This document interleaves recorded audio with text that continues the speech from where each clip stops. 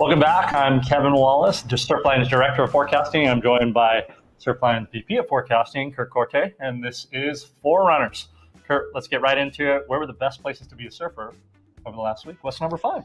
Let's start with number 5. We go down to New Zealand, Raglan. This is probably the first spot I really knew in New Zealand because it is a world-class left-hander, as you can see here on our cam. But man, New Zealand is holding. They have so many different setups, wide open swell windows for the Southern Ocean, the Pacific, the Tasman. The place is just amazing. I was talking to a couple of people about the waves there that I know, and they've just been blown away. And it's a beautiful place. And yeah, Raglan is number 5 here, but I think probably for a goofy footer, maybe a little bit higher. This swell actually was generated from a storm in the Southern Ocean and also some storm activity up into the Tasman.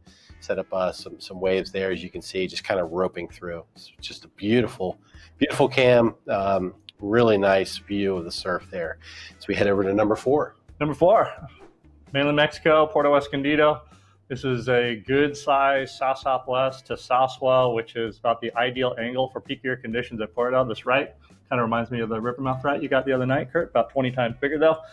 We've got a left here coming up in a second. Like I said, the swell angle was great. It sets up those peakier conditions from storms that were a little further east in the South Pacific than what we had seen earlier in the month when we were seeing more westerly southwest swells, which does create more walled up conditions here at Puerto. But a nice little run, and yeah, you love to see those lefts and rights with the morning offshore and really beautiful conditions. Yeah, I'm pretty sure my right was a little bit smaller than that one. But as we shift, give yourself credit, buddy. Come on. Yeah, in my mind, my eyes were closed for most of it. As we head into number 3, Las Flores, same swell that we just highlighted at Puerto Escondido. Here in the eastern part of the country of El Salvador, we have Las Flores, which is one of our longest lived cams that we have in the country. But now we've expanded out. We have Punta Roca, we have Punta Mango, El Zonte. We have a couple different cams there, but this is the OG El Salvador cam. Great indicator cam for the swell coming out of the South Pacific, for spots further north there. And really just rippable waves. Beautiful lines coming through, super consistent with the swell, and it will just hammer some of those things as we check out this clip here. But this has long been one of my favorite cams to check out because I like right point breaks. You surf Las Flores? I have not been over to Las Flores. I spent most of my time over in La Libertad area. Also interesting there, yeah, there's some cool bathymetry stuff that goes on with Las Flores. But we'll shift over down to the South Atlantic. Number two. This is, I think, maybe your perfect wave. I can't remember if you've been to J Bay or not. You keep bringing up places that I haven't been, Kevin. I have not been to South Africa, no. But I tell you, J Bay, I feel like is a regular in the top 5 places to be a surfer. It seems like this time of year makes sense, right? Yeah, it's regular in our top 5 lists, especially this time of year. South Atlantic's been on a bender of late. Tons of storm activity, tons of swells impacting J Bay and beyond. This latest run wasn't as big as the one in earlier July, but still some really great waves. I think Tuesday was the best mixture of size and conditions. I think there were some bigger days, some days that were a little bit smaller, but maybe the wind wasn't quite as good. But overall, incredible run for J Bay. It looks like we've got more out the back too. That's an incredible. I love watching that cam. As we shift over, number 1 on our list, the Gold Coast of Australia. And just look at that at Snapper Rocks.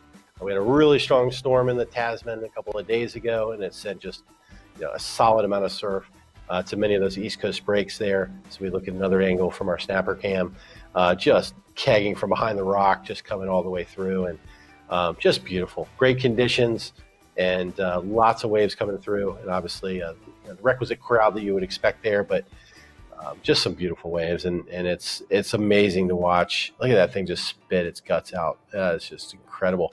Interesting about that storm there in the Tasman. Most of the energy was directed to New South Wales and over to the Gold Coast area, Queensland.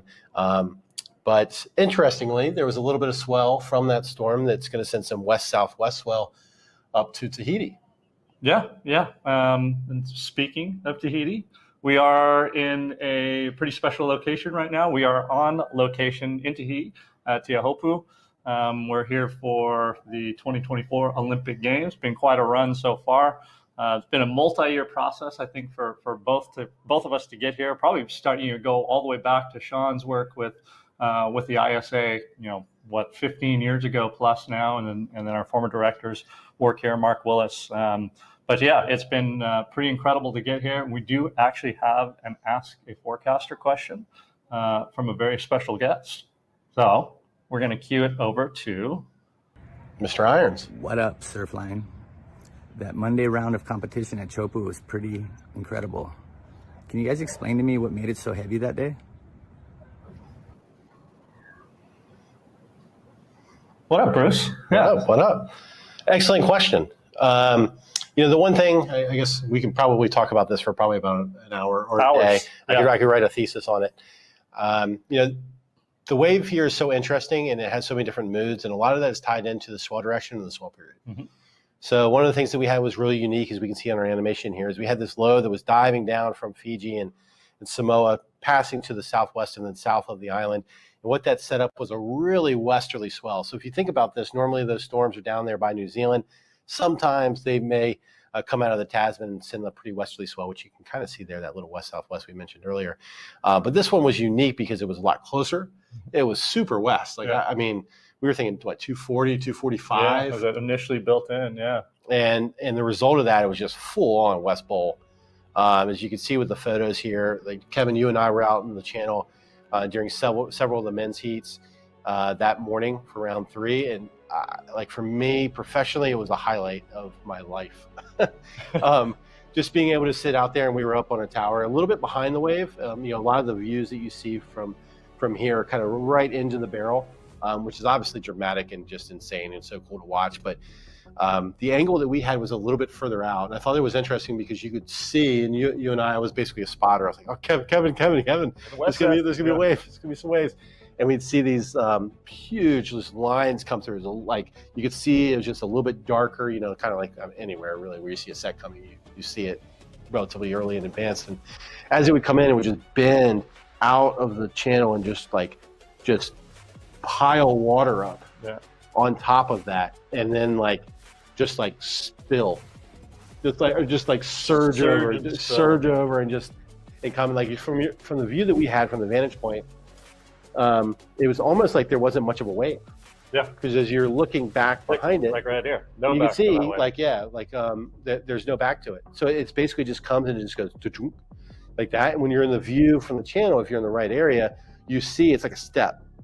It's basically a step that's, I always talk about a step function, but it's basically you have 0 and you have 1, and it just comes in and it goes, and it's wild. It was wild to see, and it was amazing. It was amazing to just watch all that happen, and then obviously the surfing that occurred was insane.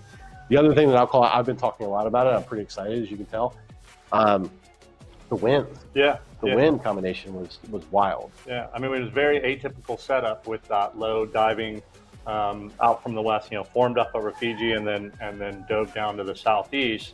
Not only that set up swell, but it also set up our local winds. And it was one of those things here. We got feedback that from one of the members of the Water Patrol that he's seen it like this one other time in 35 years. So to get that combination of swell size, swell direction, and then the impact from that same storm creating our local winds, they were northerly pretty much all morning, which is like a side offshore. And then we were just watching that front come in, and you could just see it. You could see it offshore early in the morning. And, you called it too. You're like, when's that wind going to get here? And you're eyeing up the satellite imagery and said, okay, it looks like at about 11 o'clock, you're 30 minutes off, buddy.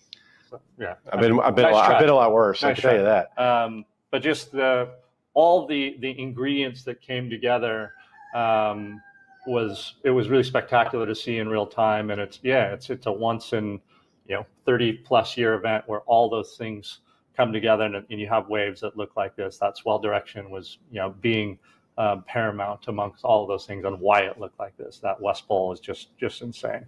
So great question. And as you can see, I feel like I got to cut myself off there because I feel like there's about 5 other things I want to talk about with that. But we'll geek out. We got to move on a little bit here to the next segment. So, what do we have? Yeah, I mean, we're just. Oh gosh. We're it's a little surprising. We're on site here in Teahupo'o for the Olympics, and that's one of the better photos. Yeah, it's it's a really interesting process to be here during the event, just because it's very different than any other contest I've been a part of before. I think, there's Olympic broadcast systems. There is the sporting group in Paris. Everyone, we need to stick to a pretty regimented schedule for so many different reasons. And so once you've got the boat moving in a certain direction, it can be pretty hard to start and stop it. For example, with your, say, a typical WSL event, if conditions start to fall apart, really you can stop it very quickly. It can be a little tougher here, or just the days you're going to run. So, we have, I don't know, somewhere between 6 and 10 meetings a day to go over forecast things and what the call is going to be, and relaying that information to Paris and all the different stakeholders. And it's different than, certainly different forecasts, certain different contests than I've ever been a part of for so many different reasons. Yeah, and I mean, within that, there's still the actual forecasting of the event, which has its own challenges. From our local wind stuff here has just been fascinating for us to figure out here over the past couple of days, and then the different swell directions and all that stuff that we talked about. But this is an interesting photo that I thought we would. Yeah, I have an Ask a Forecaster question for you. Oh, okay. And that is, I heard you saved our boy Colin Jost's life the other day.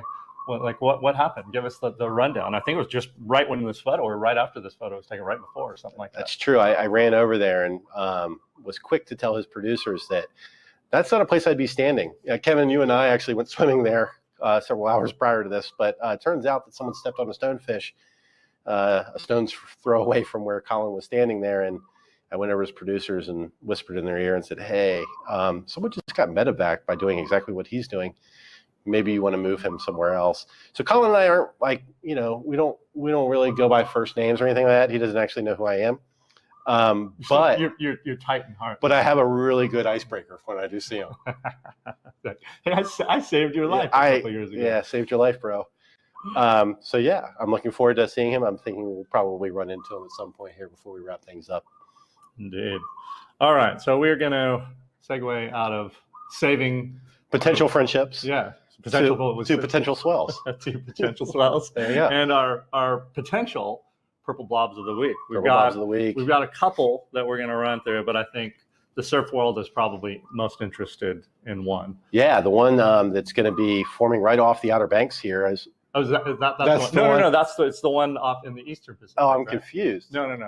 Look at that little blob right off of the southeastern U.S.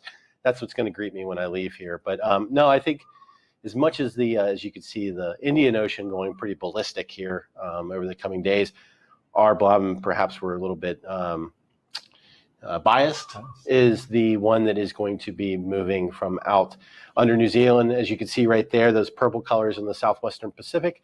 That is going to set us up for potentially a great day of waves to close out the forecast window here. August 5th, which is Monday, is the last day of competition, and it looks like we will luck ourselves into quite another swell. Yeah, we've got a couple hurdles to get over, like we typically 27 do. meetings. Yeah, between now and then there'll be 30 meetings.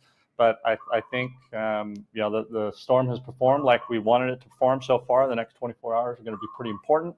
But I do think we're going to finish in what should be. Hey, it's not going to live up to Monday, but it's going to take us another 30 years before we get back on Monday. Really going out on a limb there, Kevin.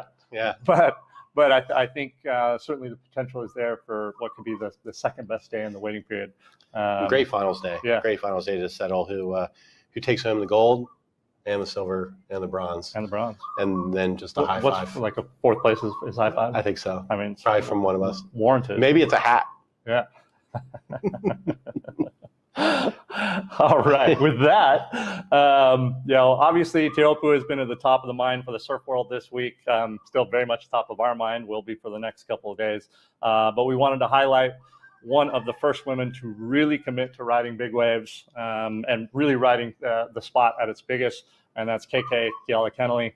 Surfline and Red Bull teamed up to celebrate Keala's contribution to the sport, and we'll leave you with an excerpt of that now.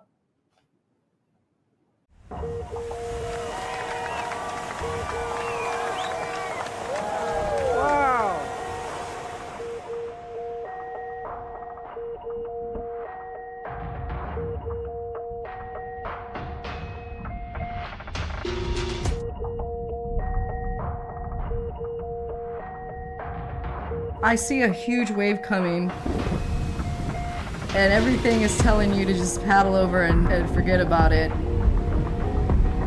Now there's this huge risk and all these consequences, and suddenly your brain just goes like, going anyway. Let's see what happens.